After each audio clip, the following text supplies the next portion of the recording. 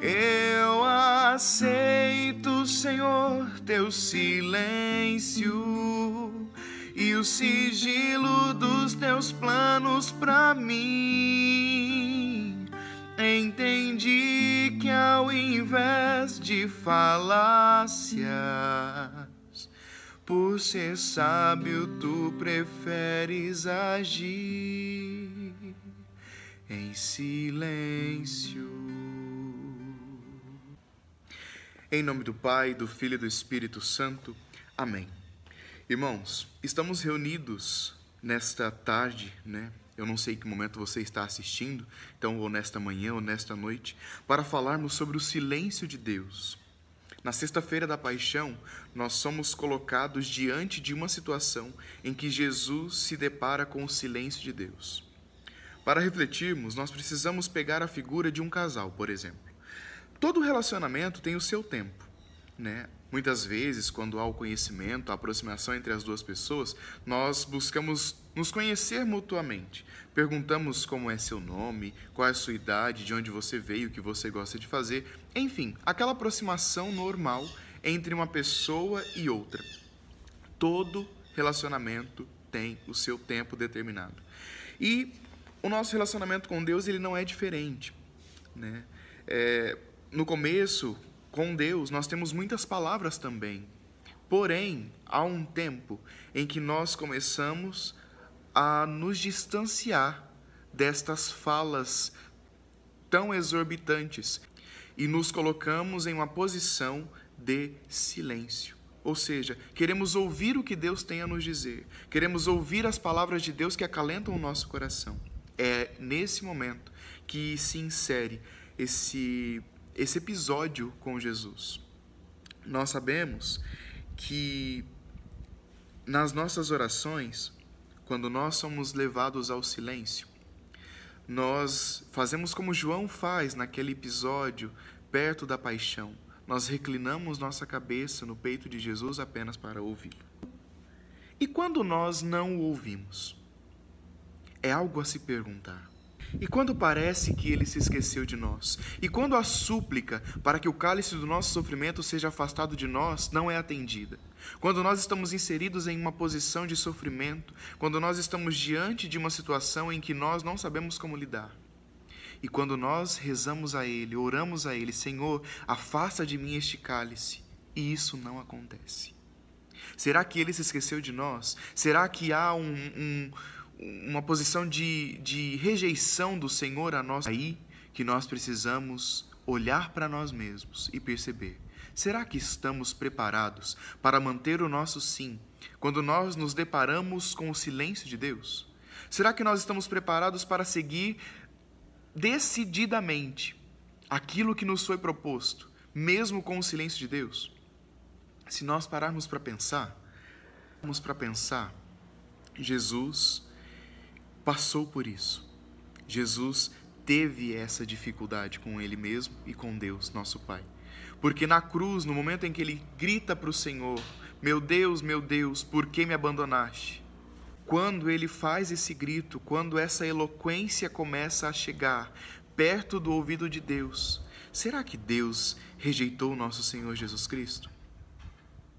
Ou será que Ele simplesmente estava ali, num relacionamento tão íntimo como era do Pai, do Filho e do Espírito Santo? Ele permaneceu em silêncio porque ele estava unido com o Senhor. Por isso que nós acreditamos que na crucificação, no momento da morte de Jesus, não apenas Jesus morre, mas Deus morre. E nosso Deus é Trindade. Não há uma separação nessa Trindade, há uma unidade nessa Trindade. Então Deus, que está em silêncio, ele não rejeita Jesus, muito pelo contrário, ele se une a Jesus nesse espaço, nesse momento de sofrimento.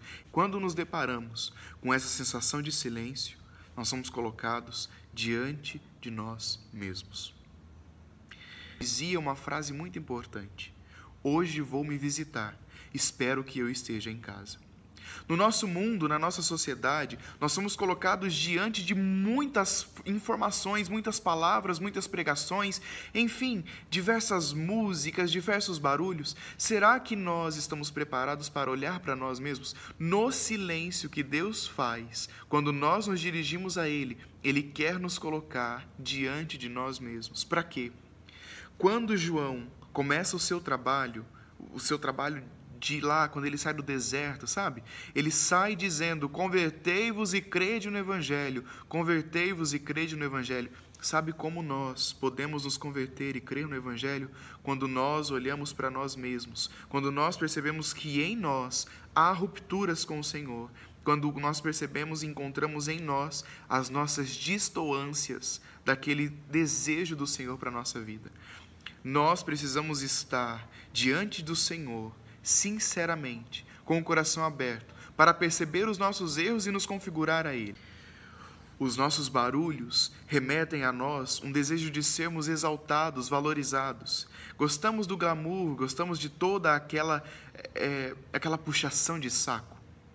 Porém, no silêncio, quando nós nos encontramos conosco mesmo, será que nós estamos nos exaltando? Será que nós estamos olhando para nós mesmos com aquele ar de soberba, de que nós somos bons, de que não precisamos nos converter? E nesta etapa em que nós somos valorizados, somos exaltados, nós, quando somos colocados diante de nós mesmos, no silêncio, nós entramos em um momento em que nós percebemos a incerteza. Falta o controle. Não temos controle do silêncio. No silêncio, há algo muito incerto, que reina a vontade de Deus. Nós precisamos olhar para a nossa vida e perceber se estamos preparados para sermos colocados diante de nós mesmos. E ali, nesse silêncio, colocados diante de nós mesmos, termos uma união com Deus. No silêncio, há abandono. No silêncio, nós clamamos a Deus, meu Deus, por que me abandonastes? E nós possivelmente não ouviremos uma resposta dele. Nós precisamos atingir a etapa do silêncio. Nós precisamos buscar a etapa do silêncio. Santa Teresa de Jesus fala conosco a respeito de muitas etapas da oração. Há aquela etapa em que nós buscamos a água no poço com muita força. Há aquela etapa em que colocamos aquela manivela para conseguirmos tirar a água do poço com mais facilidade. O rio existe no lugar para sanar a sede das plantações. E há o momento em que a chuva se faz presente. Quando na nossa vida espiritual a chuva se faz presente, ou ainda que estejamos naquele momento em que o riacho passa pelas nossas sedes, é nesse momento que muitas vezes nós não vamos conseguir ficar sempre ouvindo o Senhor. Ouvindo o Senhor, que eu digo, não no sentido espiritual em que Ele vem e diz, olha, faça isso, olha, minha vontade é essa. A vontade de Deus, ela é silenciosa. Nós, no silêncio, ouviremos ainda a vontade de Deus, mas não. No momento em que nós olharmos para as nossas emoções, por exemplo, e percebermos que aquele arrepio, aquele choro não vem mais quando nós ouvimos uma canção espiritual ou algo nesse estilo, mas não, a vontade de Deus, ela já se faz presente. Por exemplo, quando nós conhecemos uma criança recém-nascida. A criança recém-nascida, ela recebe a papinha na boca, ela é segurada pelos braços para dar os primeiros passos e ela vai caminhando aos poucos, até o momento em que o pai e a mãe já deixam a pessoa caminhar sozinha, já deixam a criança caminhar sozinha. Na nossa vida espiritual não é diferente. Nós somos levados a uma experiência com Deus.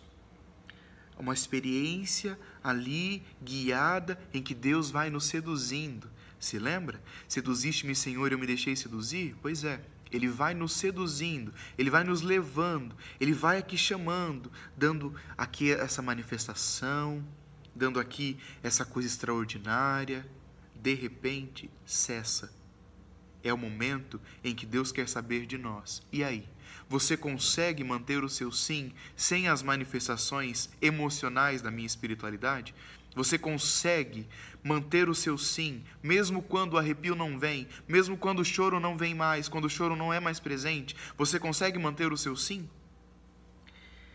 Eu garanto a você, meu irmão, minha irmã, que é real e que é possível manter o nosso sim.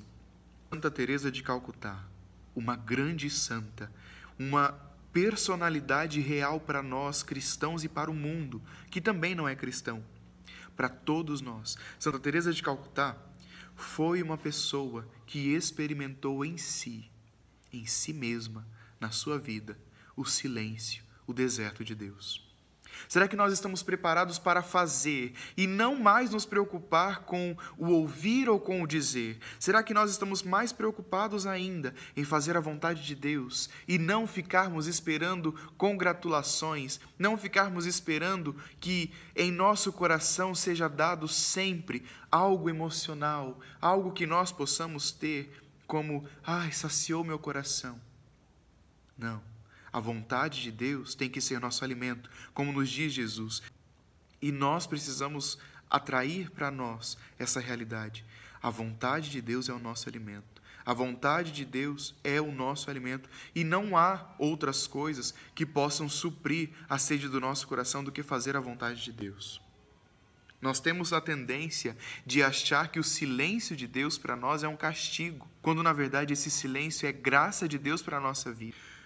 Nós achamos que somos abençoados quando nós começamos a orar, o céu se abre. E nós conseguimos ouvir Deus falar, este é meu filho muito amado, da nuvem. Quando nós sentimos arrepios, enfim. Estou batendo nessa tecla para que nós percebamos que Deus ainda habita na brisa suave. Veio o trovão, veio a tempestade. Deus não estava em nenhum deles. Deus estava na brisa suave. Porém, Deus, no silêncio, Ele nos surpreende. Ele nos envolve. Ele nos leva. Ele vai nos chamando, Ele vai nos seduzindo no silêncio. Irmãos, precisamos ter essa intimidade com o silêncio de Deus. Se nós pararmos para pensar, Jesus não merecia o silêncio de Deus. Jesus não merecia nada do que Ele passou. Não merecia. Nós merecíamos. Por isso que Ele levou sobre si, como nos diz Isaías, Ele levou sobre si os nossos pecados, as nossas dores, para que nós pudéssemos chegar aos céus. Nós merecemos o silêncio de Deus. Jesus não merecia. Porém, se nós pararmos para pensar, Jesus, quando é colocado diante dos nossos pecados, Ele não simplesmente pega os nossos pecados para si. Ele se faz pecado por nós. E Deus não consegue olhar para o pecado. Jesus, se fazendo todo o pecado por nós, Ele atraiu para si uma certa ira de Deus. Porém, essa ira de Deus foi transformada, transfigurada em amor.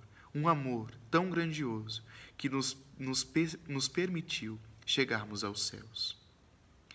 Que você possa, nesse momento, fechar os seus olhos, se você pode, e se colocar em momento de oração, para ouvir o que o Senhor tem a falar para nós. Muitos de nós estamos presos aos nossos afazeres, em falar muito, em fazer muito, e não estamos muito preocupados em amar. O Senhor, nosso Deus, Ele se preocupa muito mais com a eloquência dos atos do que em falácias. Deus não se preocupa com falácias sem freios. Ele se preocupa com a verdade do teu coração. Ainda que falte a figueira, os frutos do campo,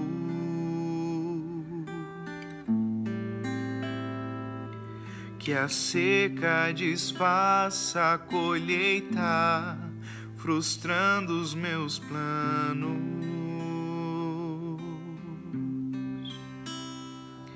Ainda que falte resposta ao clamor, eu me alegro em viver as razões do Senhor.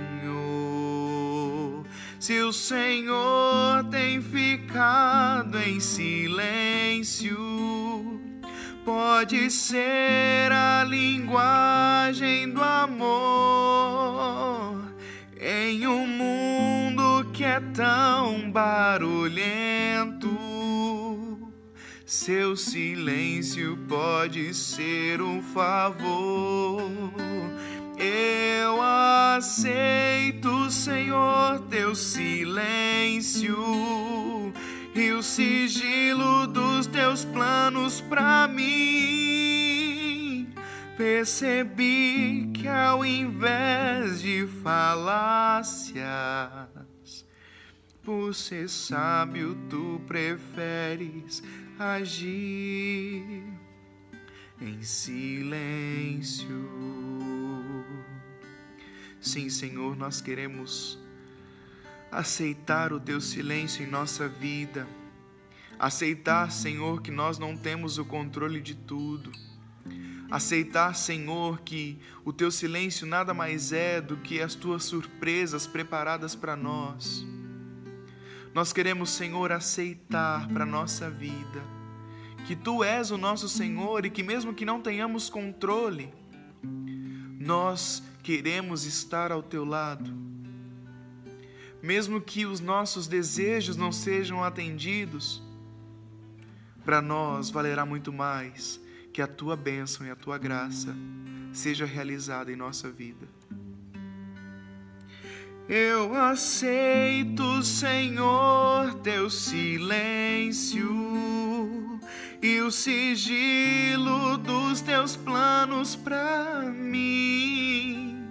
Entendi que ao invés de falácias, por ser sábio, tu preferes agir em silêncio.